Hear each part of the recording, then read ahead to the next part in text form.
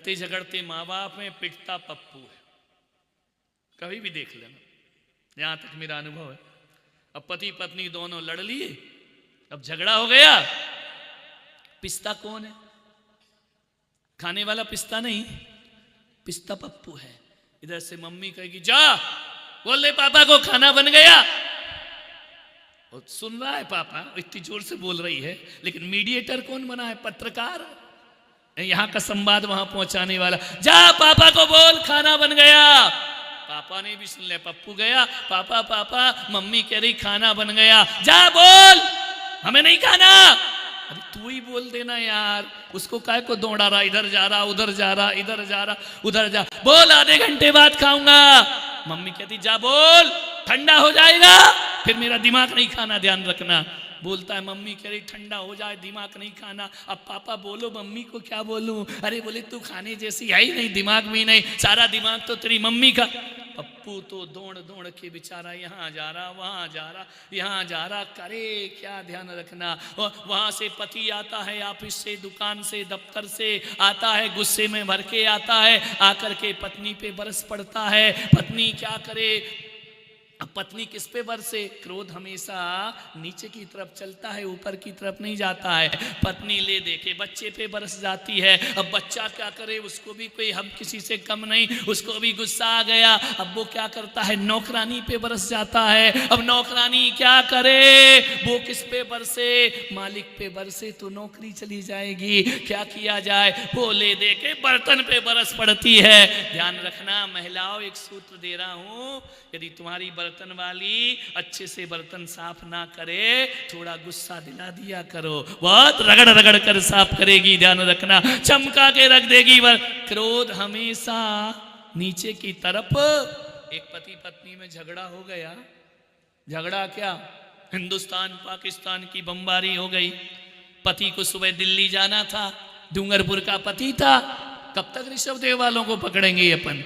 इसी डूंगरपुर का पति था, झगड़ा हो गया, बोल चाल बंद, मैं तुझसे नहीं बोलूं, तू मुझसे नहीं बोल, नहीं बोलेंगे। बोले जा, तू क्या समझता है अपने आप को? पति ने कहा तू क्या समझती, नहीं बोलूंगा। अब हुआ क्या, कल जाना पट्टे को दिल्ली है? उठने की आदत 9 बजे की। पत्नी से अब बोले कैसे? बोलना तो पड़ेगा, लेकिन बोले नहीं, मैं भी किसी सवा शेर हूं, मैं कैसे बोल सकता हूं। उसने एक स्लिप लिखी 12 बजे रात को कि सुबह 9 बजे मुझे दिल्ली जाना है, उठा देना। वो स्लिप रख दी पत्नी के तकिए पर। पत्नी आई, सोई, उसने पढ़े आज के समाचार, कल सुबह 9 बजे मुझे 8 बजे दिल्ली जाना है, जल्दी उठा देना। पत्नी कही भाड़ में जा, मैं काय को बोलती हूँ तेरे से, लेकिन अब घर में रहो तो निभाना तो पड़ेगा। सुबह 10 बजे उठा सो करके। उसने कहा यार मैं कहाँ हूँ? पता चला कि जहां सोया था वहीं है, दिल्ली की ट्रेन तो निकल गई। उसने पत्नी से, पप्पू से कहा क्यों रे, लिख के दिया था ना तेरी मम्मी को कि दिल्ली जाना है, 8 बजे उठाना। पप्पू ने कहा तुमने लिख के तो दिया था, मम्मी ने भी लिख के दिया था, 8 बज गए उठ जाओ। वो भी काय को बोले तुमसे, ध्यान रखना, देख ले स्लिप बाजू में पड़ी है। ये झगड़े हैं हमारे जीवन में, मान्य ऐसी ऐसी बातों पे झगड़ा होता है। मान्य क्षण भर का क्रोध पूरे जीवन को तबाह करता है। ध्यान रखिए, क्रोध से बचे। आदमी सोचता है कि जैसे को तैसा, इसका मीनिंग क्या होता है? कोई बता सकता है? जैसे को तैसा, जो तू को कांटा बोए ताको है, वो तू फूल, नीति तो ये कहती है। लेकिन क्या कहा आजकल, क्या कर लिया आदमी कि जो तो को कांटा बोए ताको वो तू वो सूल, जो तो को कांटा बोए ताको बोल तू भाला, वो भी क्या याद रखेगा पड़ा किसी से पाला। ये जैसे को तैसे का क्या मतलब है? इतनी बड़ी सभा में कोई बता सकता है जैसे को तैसा होना चाहिए या नहीं होना चाहिए? पहले तो नीति बताओ, जैसे को तैसा होना चाहिए या नहीं है? नहीं होना चाहिए। तो मेरा गला क्यों फड़वा रहे हो फिर? होना चाहिए, जैसे को तैसा आनंद। एक आनंद इधर, दो एक आनंद इधर, बीच में दो परमानंद। जैसे को तैसा होना चाहिए या नहीं होना चाहिए? क्या समझती आप इसका? ते मुहावरा है, जैसे को तैसा।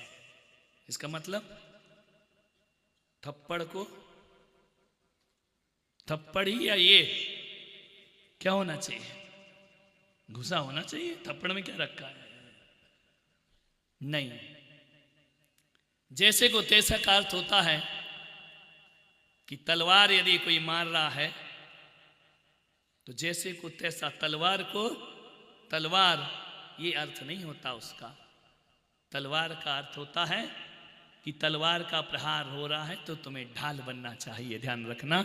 इसको कहा जाता है जैसे को तैसा। ध्यान रखिए, विचार करिए। आपसे निवेदन है, यदि जैसे को तैसे का अर्थ तुम्हारा वाला अर्थ लगाऊंगा तो हालत खराब हो जाएगी। अब पेशेंट गया डॉक्टर के पास, तो अब बताओ डॉक्टर पेशेंट बनेगा या पेशेंट डॉक्टर बनेगा? नहीं, डॉक्टर डॉक्टर रहेगा और बीमार बीमार रहेगा, दोनों ही एक से हो गए। तो बताओ मेरे भाई डूंगरपुर वालों, इलाज करेगा कौन? ध्यान रखिए।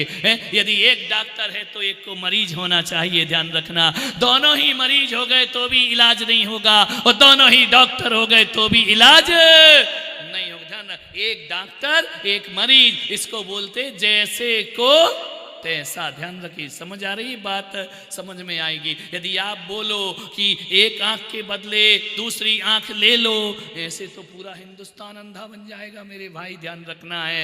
एक आंख के बदले दूसरी आंख मत लीजिए, ध्यान रखना, पूरा विश्व अंधा हो जाएगा। आग बुझाने के लिए जैसे को तैसा करोगे या आग बुझाने के लिए पानी की व्यवस्था करोगे?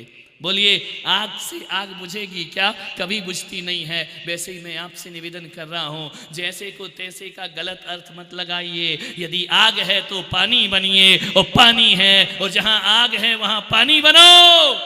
आग में आग बनोगे तो पूरे गांव को जलने में फिर ज्यादा देर नहीं। क्रोध है तो क्षमा बनो। क्या बनो? क्षमा होना चाहिए। जीवन तभी सार्थक होगा। आदमी का दिमाग माचिस की तीली हो गया, जिसके ऊपर बारूद लगा रहता है। थोड़ा सा माचिस के बॉक्स में किसी ने रगड़ा, आग लगने को तैयार है। ध्यान रखना, माचिस की तीली जल जाए कोई बात नहीं, क्योंकि उसमें दिमाग नहीं है। अरे तुम इंसान हो, तुम मत जलो, तुम्हारे अंदर परमात्मा ने दिमाग दिया है। ध्यान रखिए, तुम्हें माचिस की तीली नहीं बनना है, तुम्हें अपने जीवन को बदलने का प्रयास करना है। मान्यवर, आपसे विशेष आग्रह करने जा रहा हूं कि घरों में कभी भी आग लग सकती है। ध्यान रखना, ये मत सोचना कि गर्मी के दिनों में ही घर जला करते हैं, ठंडी में भी घरों में आग लग जाया करती है। घरों में आग कभी भी लग जाएगी। तुम्हारे यहां कितनी फैक्ट्री हैं मुझे नहीं मालूम, लेकिन जिनके पास फैक्ट्रियां हैं उनकी फैक्ट्री में एक यंत्र लगा होता है। आजकल तो स्कूल में भी बोल दिया है, हॉस्टल में भी बोला है, जहां भी सार्वजनिक स्थल हो वहां एक अग्निशामक यंत्र लगा करके रखिए। होता है या नहीं होता है? बड़ी बड़ी फैक्ट्रियों में, फैक्ट्री छोड़ो, बड़े बड़े अपार्टमेंट बनते हैं, बिल्डिंग होती है, वहां भी अग्निशामक यंत्र रखा जाता है। क्यों रखा जाता है? बोलिए, उसका कारण क्या है? क्यों लगाते हैं? कि कभी भी, सभापति महोदय, कभी भी आग लग जाए तो इससे आग को शांत कर देना। ध्यान रखना, मैं पुलक सागर भी कह रहा हूं आपसे, तुम्हारे दिमाग में, तुम्हारे जीवन में भी कभी भी क्रोध की आग लग सकती है। ध्यान रखना, और क्रोध की चिनकारी जैसे भड़के वैसे ही उसमें एक समझदारी का अग्निशामक यंत्र लगा करके रखो।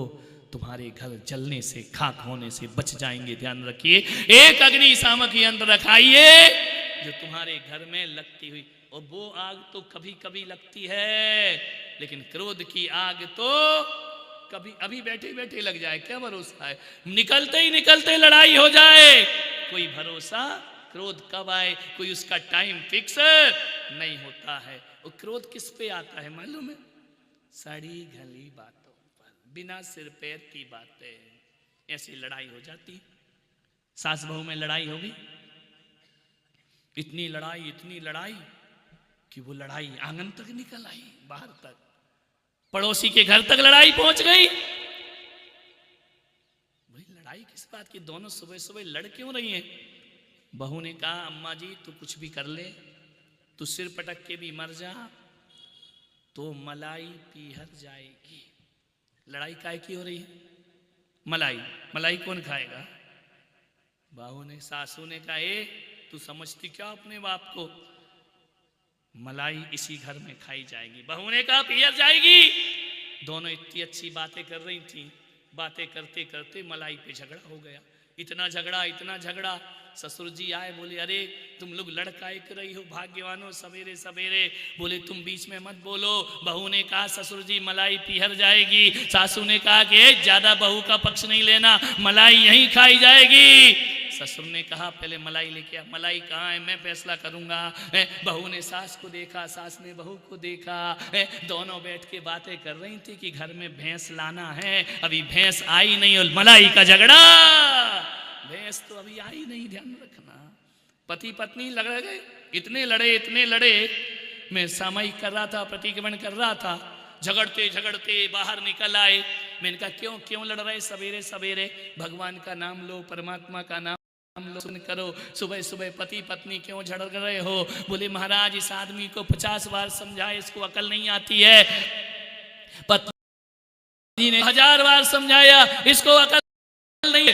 अरे मैंने कहा सवेरे सवेरे क्यों लड़ रहे हो तुम?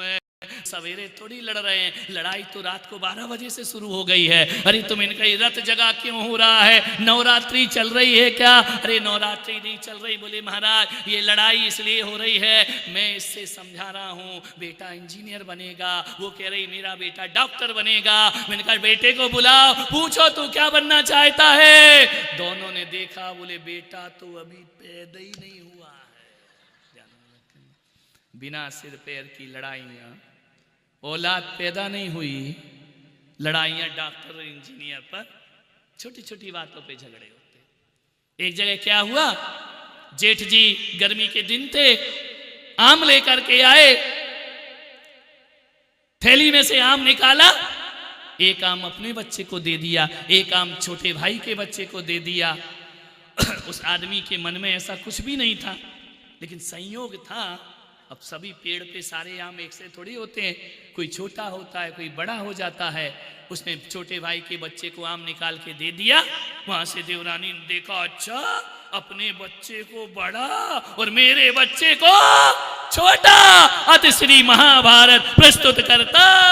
तो इतनी सी सड़ी सी बात पे झगड़ा, ध्यान रखना। एक आम इतना सा छोटा क्या हो गया?